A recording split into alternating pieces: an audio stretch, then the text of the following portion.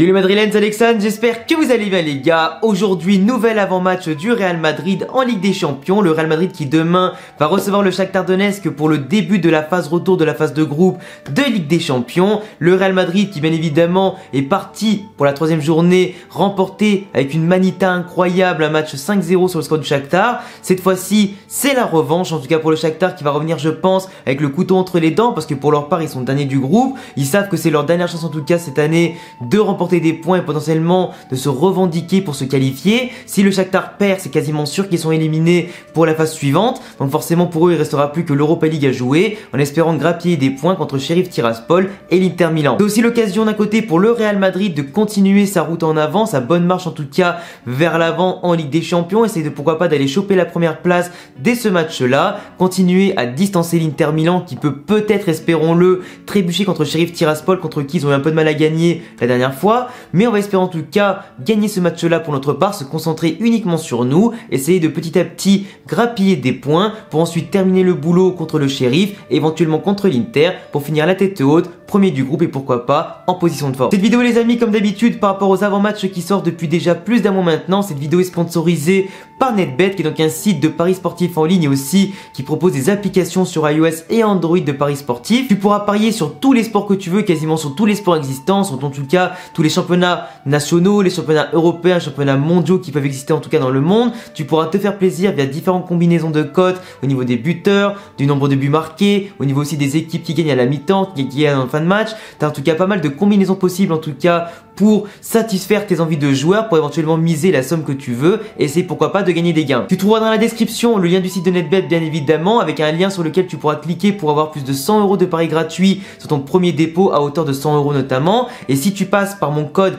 Alexandre10, tu auras sans faire le moindre dépôt 10 € de paris gratuits offerts en free bet, ce qui peut être quand même plutôt pas mal pour débuter avant pourquoi pas de te lancer avec ton vrai argent. Comme d'habitude à la fin de la vidéo on parlera de mon pronostic de ce match là au niveau du score exact que je pense qu'il y aura avec les buteurs et tout ça, et bien sûr des cotes les plus intéressantes. Pour parler de notre adversaire les amis, le Shakhtar Donetsk, alors comme je l'ai dit en introduction de la vidéo, ça va être très rapide. C'est une équipe qui aujourd'hui est dernière du groupe, qui n'a pas gagné un seul match pour l'instant en phase de poule, avec une défaite contre le Sheriff Tiraspol, une défaite à domicile contre nous, très lourde défaite en tout cas contre le Real Madrid à la dernière journée, et un match nul 0-0 contre l'Inter Milan. Donc une équipe du Shakhtar Donetsk aujourd'hui qui montre qu'en Ligue des Champions ils sont pas aussi souverains qu'ils le sont en championnat d'Ukraine, même si bien sûr au championnat d'Ukraine vous affiche le classement sous les yeux, vous voyez bien qu'ils sont pas premiers mais deuxième avec 3 points de retard sur le Dynamo Kiev, contre qui ils ont pu faire 0-0 il y a quelques temps maintenant. Mais une équipe du Shakhtar Donetsk qui quand même aujourd'hui montre une certaine sérénité dans leur championnat, sur leur base en tout cas, contre des équipes qui n'ont pas le même niveau financier, qui n'ont pas le même niveau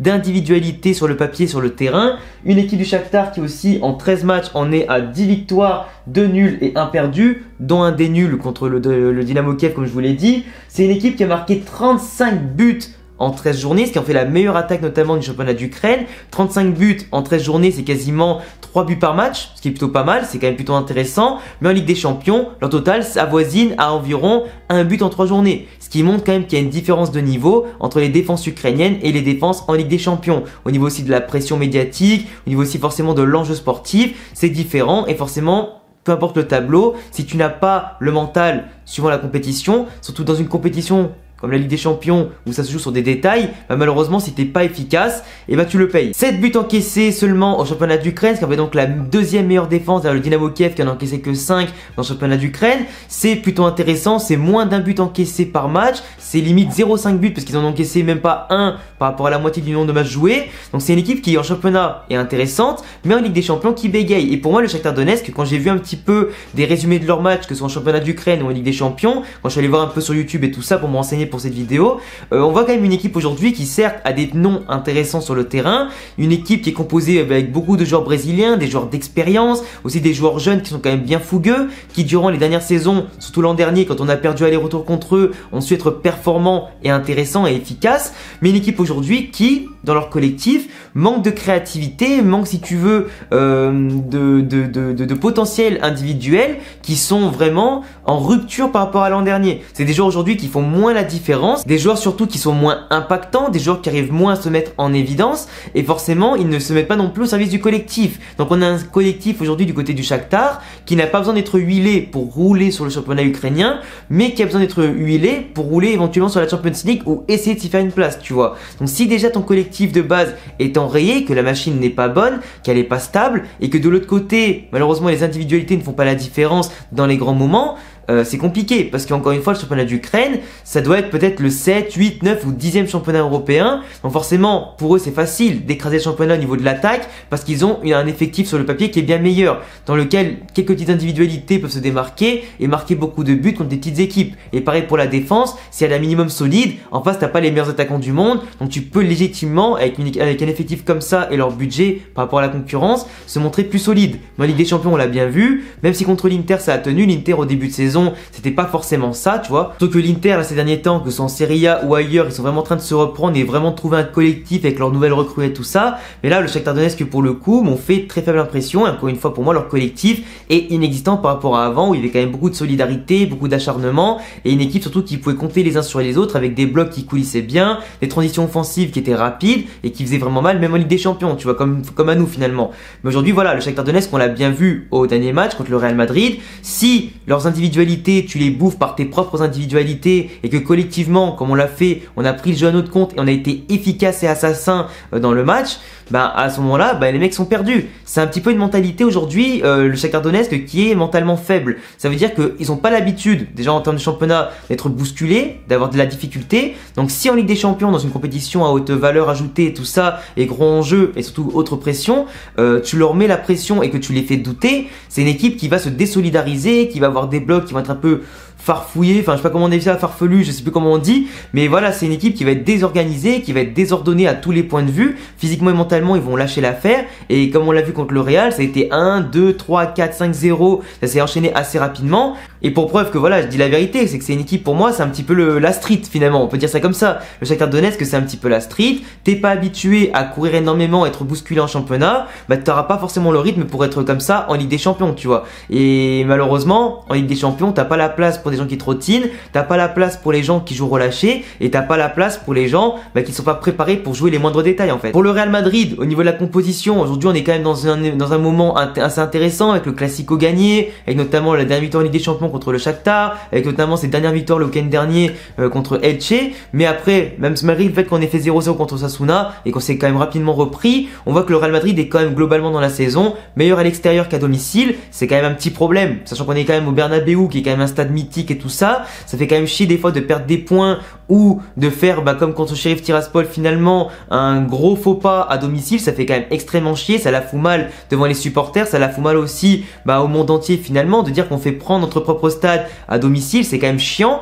Et puis voilà, on est quand même à la maison. Donc le Real Madrid déjà au niveau de la composition qui va retrouver un 4-3-3 habituel avec bien évidemment Thibaut Courtois dans la cage, la défense centrale Alaba Militao qui fait un travail fantastique en ce moment, Militao d'ailleurs qui prend de plus en plus confiance, qui comprend vraiment que c'est lui le titulaire indiscutable maintenant que Ramos, Varane sont partis, qu'il a gagné sa place par rapport à Nacho, que maintenant qu'Alaba est revenu dans l'axe avec le retour de Mendy sur le côté et de Marcelo aussi évidemment, ça permet un petit peu de reposer un petit peu des bases stables finalement, d'assurer de l'équilibre depuis l'arrière-garde, parce que si en général ta défense est pleine de trous, qu'elle est lente, qu'elle est déséquilibrée, désaxée, tout ce que tu veux, forcément le milieu de terrain aussi fort soit-il sera à des moments déséquilibrés, devront faire des courses qu'ils n'ont pas l'habitude de faire, boucher des brèches que normalement ils ne devraient pas devoir boucher, et ça crée du coup un déséquilibre dans le jeu, et pareil du coup l'attaque derrière se retrouve désordonnée, laissée un peu à l'abandon avec du coup de très longs ballons, et c'est compliqué de faire la différence. Aujourd'hui on a quand même une défense qui est quand même stabilisée. Militao, Alaba, c'est deux mecs qui s'entendent parfaitement. Alaba en tout cas avait bien expliqué qu'il avait pris Militao sous son aile et tout ça, qu'il lui apporte son expérience, qu'il lui apporte un petit peu son vice aussi. Militao qui devient de plus en plus le PP, en tout cas qu'on attendait, le remplaçant de PP, enfin du moins le nouveau PP si je veux bien m'exprimer, et ça montre voilà qu'il est présent sur l'homme, il est présent pour couper les ballons, il a pas peur de tacler, il a pas peur d'aller en tout cas dur sur l'homme et tout ça, et voilà il s'impose de plus en plus et c'est plutôt intéressant. Alaba depuis qu'il est là, c'est taille patron, il apporte son expérience du Bayern, il est présent à la relance, il n'hésite pas aussi à se projeter ballon-pied sur un côté ou dans l'axe ou quoi, proposer des solutions. Il montre que aussi en haussant le ton et en étant présent sur les coups de pied arrêtés, que c'est maintenant aujourd'hui lui le patron et c'est plus Ramos maintenant qu'il est parti, ni Varane, et que voilà, il permet d'encadrer un peu la défense. Ferland Mendy, Carvajal, depuis qu'ils sont de retour de blessure, Ancelotti essaie un petit peu de doser leurs efforts et leur temps de jeu pour ne pas provoquer des rechutes, etc. Apporter aussi un peu de rotation et de confiance à Marcelo, Lucas Vazquez et tout ça. Donc c'est vraiment hyper intéressant. Donc je pense que les deux pour l'occasion seront titulaires. À gauche Mendy, à droite Carvajal. Donc plutôt cool pour assurer bien sûr des débordements, de la présence devant, des centres, de la qualité, du physique et de la vitesse. Donc c'est intéressant. Milieu de terrain, on aura toujours la classique Kroos, Casemiro, Modric. Je vois pas Isco qui n'a pas joué depuis le 25 septembre jouer aujourd'hui. Ceballos revient de petite blessure. Asensio aura, même si personnellement je préfère largement qu'il soit dans l'axe et j'aimerais bien qu'un jour on ait plutôt un 4-3-1-2 avec Vinicius, Benzema devant et Asensio ou Hazard en 10 parce que tous les deux sont quand même préférentiels dans l'axe et pour moi ils n'ont rien à foutre sur un côté, tu vois. Hazard il a plus la vitesse, il a plus le coup de rein, dans un contre 1 il passe plus beaucoup, il apporte quasiment rien quand il est sur le terrain. Donc voilà, l'excentrer sur une aile c'est pas la bonne chose et Asensio aujourd'hui il a plus exactement la même vitesse qu'avant sa blessure au genou. La percussion, il peut toujours en avoir, il peut rentrer sur son pied gauche et faire une passe magnifique entre les lignes, en centre, ou même des fois frapper. On sait très bien qu'il a une patte gauche exceptionnelle et qu'il l'a jamais perdu, qu'il l'a toujours pas perdu. Mais voilà, pour moi, Asensio, il est quand même meilleur dans l'axe et c'est une vérité de dire ça. Il est meilleur dans l'axe. Donc pour moi, le foot sur un côté, c'est à la limite peut-être sur le papier, mais après pour qu'il dézone un petit peu dans l'axe, prendre le jeu à son compte, être face au jeu, surtout face au but, pour tirer ou donner le bon ballon décisif. Parce que là, Benzema avait été laissé au repos ce week-end pour qu'il puisse se reposer par rapport à l'enchaînement des matchs qu'il subit avec le Real Madrid et l'équipe de France. Mais là du coup il va normalement revenir contre le Shakhtar Donetsk à la pointe de l'attaque. Mariano avait fait du coup un bel intérimaire même s'il a été plus un clown qu'autre chose en alternant, j'allais dire, le très bon et le très mauvais durant le même match. Mais là, pour le coup, comme il s'est fracturé le nez en tombant sur la tête à la fin du match, bah, du coup, il a été amené notamment à l'hôpital. Donc, il est pas prêt de jouer. Jovic, il avait un petit problème au genou. Donc, c'est pas sûr qu'il joue. Rodrigo, il a une gêne à la cuisse. On pense claquage. Pas forcément déchirure, mais plutôt claquage ou élongation. Donc à voir combien de temps il sera laissé au repos. Je pense environ 10-15 jours, plus la trêve internationale qui va arriver bientôt. Donc voilà, d'un côté, je pense que ça va vraiment Vinicius à gauche, indiscutable. Benzema en pointe de retour. Et à droite, du coup, Asensio qui va sûrement dézonner pour jouer plus dans l'axe, tu vois. Valverde toujours blessé. Il reviendra pas, je pense, avant la trêve ou après la trêve. Donc voilà, il faut faire maintenant avec les moyens du bord. On a quand même des joueurs sur le terrain, papier, technique, etc. qui sont quand même bien meilleurs que le Shakhtar Donetsk. On a gagné 5-0 là-bas, c'était pas une coïncidence. Donc si on joue notre jeu sérieusement, que tous les joueurs sont concernés, en forme, et qu'on joue notre football comme on est censé le faire depuis déjà plusieurs semaines, et qu'on le fait très bien, même s'il y a des moments où on rechute comme Osasuna, en se montrant efficace et sérieux à domicile, autant qu'on l'est à l'extérieur, normalement ce match-là, je vais pas dire qu'on va le regagner 5-0, mais au moins 2 ou 3-0 s'il vous plaît. Après on nous connaît, on fait toujours une petite boulette comme le week-end dernier, donc on va dire allez, si je dois donner un pronostic, ce sera plutôt un 3-1 pour le Real Madrid ou peut-être un 4-1. Au niveau des cotes, tu vois que le Real Madrid aujourd'hui, c'est 1-20 pour gagner ce match-là contre le Shakhtar Donetsk. Du coup, forcément, Real Madrid gagnant. Après, tu as des cotes plutôt intéressantes, comme notamment les cotes où il y a plus de 3,5 buts. Parce que moi, je vois vraiment un match avec des buts. Ce sera très ouvert en tout cas entre le Shakhtar Donetsk qui doit gagner pour espérer remonter un petit peu dans le classement, espérer pourquoi pas passer à la phase de Ligue Europa ou pour les huitièmes de finale de Ligue des Champions, le Real Madrid qui doit avoir sa première place et qui va du coup jouer l'attaque aussi pour pas faire une triste prestation à domicile comme contre le Sheriff Tiraspol.